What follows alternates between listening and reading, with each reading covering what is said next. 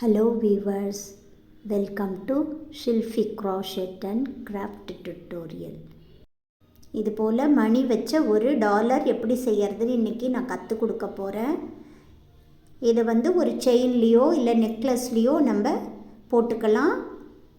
ரொம்ப ஈஸியாக பிகினர்ஸ் கூட செய்ய முடியும். வாங்க எப்படி பண்ணலான்னு பார்க்கலாம். Thread 2 mm, needle 1.75 mm. இது போல் மணி தான் யூஸ் பண்ண போகிறோம். நான் எப்படி நூலை கையில் போடணும் அது மாதிரி போட்டுக்கிட்டிங்கன்னா ஈஸியாக இருக்கும். நூலை அப்படியே ட்விஸ்ட் பண்ணி பாருங்கள் எப்படி விரலில் வச்சுருக்கேன். அதே போல் வச்சு இந்த பக்கம் செயின் எடுத்திங்கன்னா அதுதான் மேஜிக் ரிங்கு. அந்த ரிங்குள்ளே தான் நம்ம ஒர்க் பண்ண போகிறோம். உயரத்துக்காக 2 செயின் போட்டுக்கோங்க. மேஜிக் ரிங்குள்ளே டபுள் க்ராஷெட் பண்ணணும். ஊசி மேலே நூல் எடுத்து மேஜிக் ரிங்குள்ளே விட்டு 2 தடவை ஒர்க் பண்ணால் அதுதான் டபுள் க்ராஷெட். தெரியாதவங்களாக இருந்தால் கிளியராக பார்த்துக்கோங்க. மேஜிக் ரிங்கில் 14 டபுள் க்ராஷெட் பண்ணணும். பண்ணிவிட்டு அதுக்கப்புறம் காமிக்கிறேன். 14 டபுள் க்ராஷெட் பண்ணிவிட்டு பேக்கில் திருப்பி மேஜிக் ரிங்கை டைட் பண்ணிவிட்டு நூலையும் கட் பண்ணிக்கிறோம்.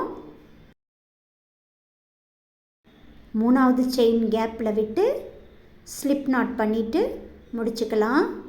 இதுக்கப்புறம் மணி கோக்கணும். பாருங்கள் ஸ்லிப் நாட் எப்படி பண்ணுறேன்னு. ஏற்கனவே போட்டுக்கிட்டு இருந்த அந்த செயினுடைய பேக் லூப்பில் விட்டு நூலை வெளியே எடுத்து பின்னாடி ஒரு நாட் பண்ணிவிட்டு ஒட்டிடணும். அவ்வளோதான்.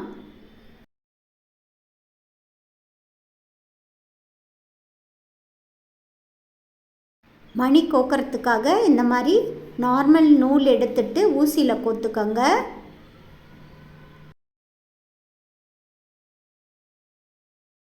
ஒரே ஒரு மணியை மட்டும் கோத்துக்கிட்டு அப்படியே பேக் சைட்லேருந்து உள்ளே எடுங்க. ஒரே பக்கமாக ஒர்க் பண்ணால் நல்லாயிருக்கும்.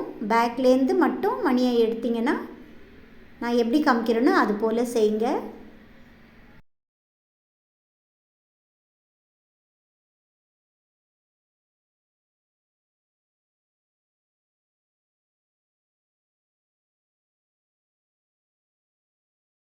நூலை நான் முடிச்சு போடவே இல்லை. பாருங்கள் பாதியில் பிடிச்சிக்கிறேன். அதே போல் முன்பாகத்துலேருந்து அப்படியே நீடியில் உள்ளே போடணும். எப்படி காமிக்கிறேனோ அது போல் செய்யுங்க.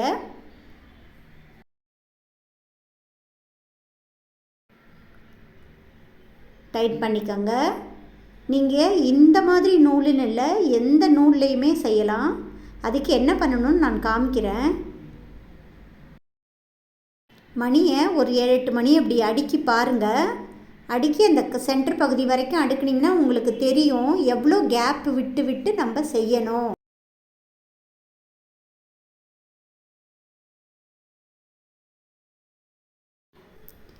பாருங்கள் ஓரளவு கொஞ்சம் ஒரு 3 செயின் போடுற அளவுக்கு கேப் விட்டு விட்டு நம்ம கோத்தா சரியாக இருக்கும்.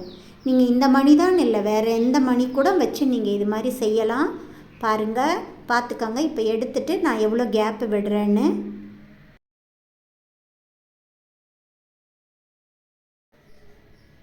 அடுத்த மணியை கோத்துக்கிறேன். 2வது செயின் கேப்பில் விட்டு பேக்லேருந்தே எப்பயுமே ஒரே மாதிரியே ஒர்க் பண்ணணும். பேக்லனா பேக்கில் தான் விடணும். விட்டுட்டு கொஞ்சம் அட்ஜஸ்ட் பண்ணிக்கோங்க.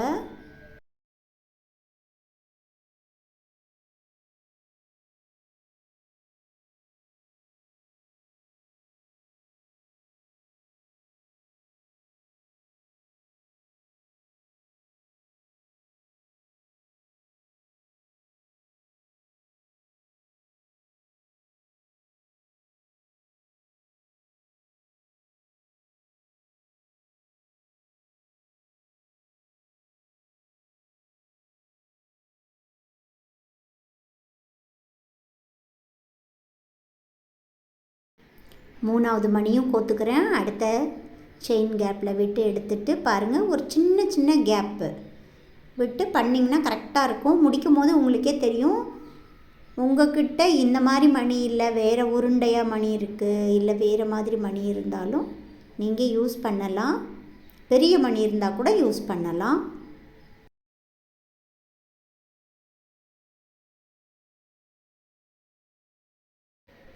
எல்லா மணியும் கோர்த்து முடிச்சிட்டேன். மணியை முடிச்சு போடாமல் தொடங்கினனால இப்போ நான் ஃபஸ்ட்டு மணியில் திரும்பவும் ஊசியை விட்டு வெளியே எடுக்கிறேன். அது போலயே செய்யுங்க, டைட் ஆகிடும். பேக்கில் திருப்பி நாட் பண்ணிக்கலாம், அவ்வளோதான்.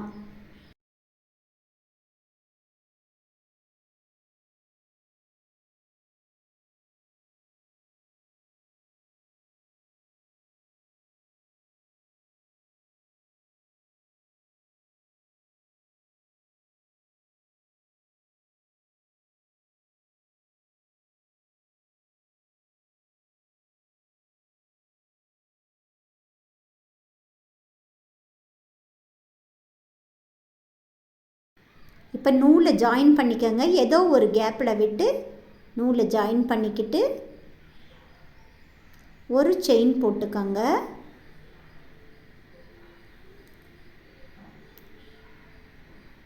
இப்போ நம்ம ஹாஃப் டபுள் க்ரோஷே பண்ண போகிறோம். அந்த நூலினுடைய கேப்பில் அப்படியே ஹாஃப் டபுள் க்ரோஷே 2 தடவை பண்ணிக்கணும். அப்போ பின்னாடி இருக்க அந்த பிளாக் நூலையும் நம்ம இப்போ யூஸ் பண்ணிகிட்ருக்க அந்த நூலினுடைய பகுதியையும் ஜாயின் பண்ணிக்கோங்க.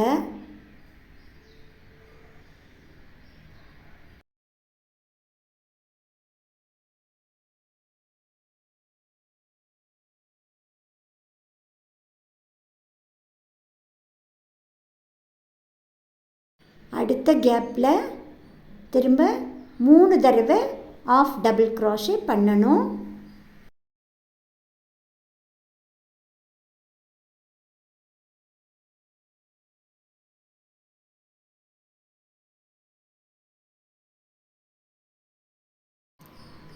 பேக்கில் இருக்க அந்த நூலெல்லாம் வச்சு ஜாயின் பண்ணும்போது கொஞ்சம் கூட கூட வந்து மாட்டும்.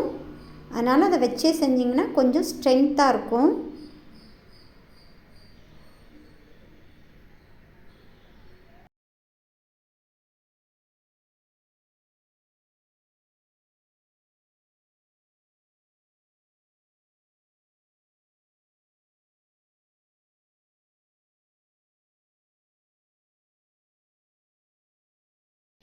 அடுத்த செயின் கேப்பில் 2 தடவை ஹாஃப் டபுள் க்ரோஷட் பண்ணணும். அது போல் தான் ஃபுல்லாக பண்ணி முடிக்கணும். ஒரு செயின் கேப்பில் 3 தடவை, ஒரு செயின் கேப்பில் 2 தடவை, அப்படி ஃபுல்லாக பண்ணி முடிச்சுடுங்க.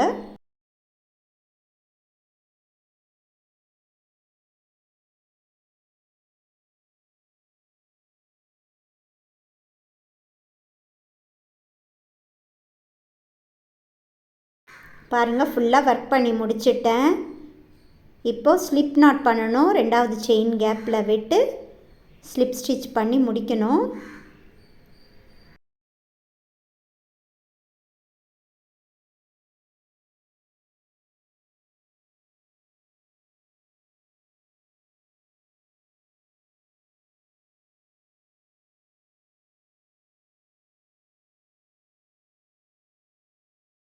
நம்ம செய்கிற இந்த டாலரை ஒரு செயினில் கோக்கணும். அதுக்காக லூப் ஒன்று செய்ய போகிறேன்.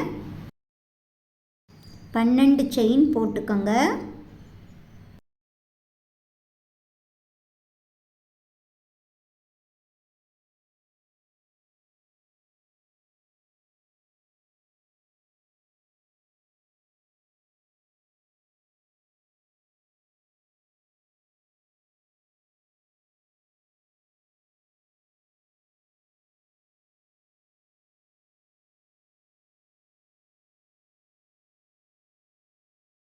ஒரு செயின் ஸ்கிப் பண்ணிவிட்டு 2வது செயின் கேப்பில் விட்டு சிங்கிள் க்ரோஷட் பண்ணணும். எல்லா செயின் கேப்லேயும் சிங்கிள் க்ரோஷட் பண்ணி முடிச்சுக்கோங்க. பாருங்கள், கடைசி வரைக்கும் பண்ணியாச்சு. பக்கத்து செயினில் விட்ட, அதாவது போட்டிருக்க செயின் இல்லாமல் அதுக்கு அடுத்த செயினில் ஸ்லிப் ஸ்டிச் பண்ணிவிட்டு கொஞ்சம் நூலை எக்ஸ்ட்ரா விட்டு கட் பண்ணிக்கோங்க.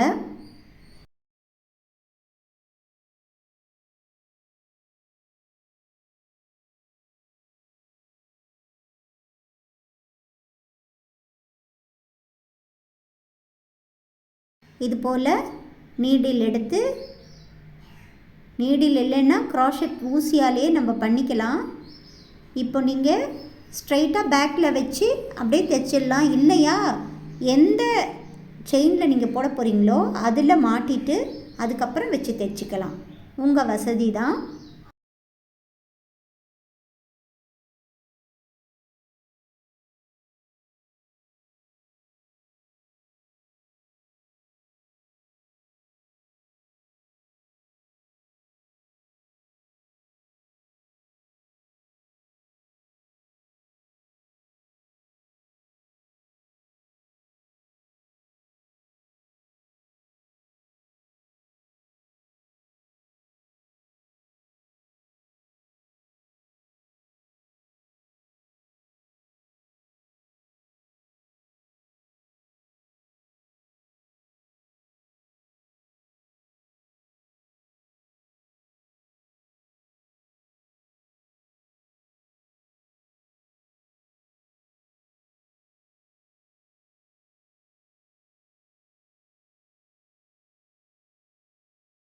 நாட் பண்ண எல்லா த்ரெட்டையும் பேக்கில் திருப்பி ஒட்டிடுங்க. நான் நார்மலாகவே ஹாட் க்ளூ யூஸ் பண்ணுறதில்ல, ஃபேப்ரிக் க்ளூலேயே நல்லா ஒட்ட முடியும்.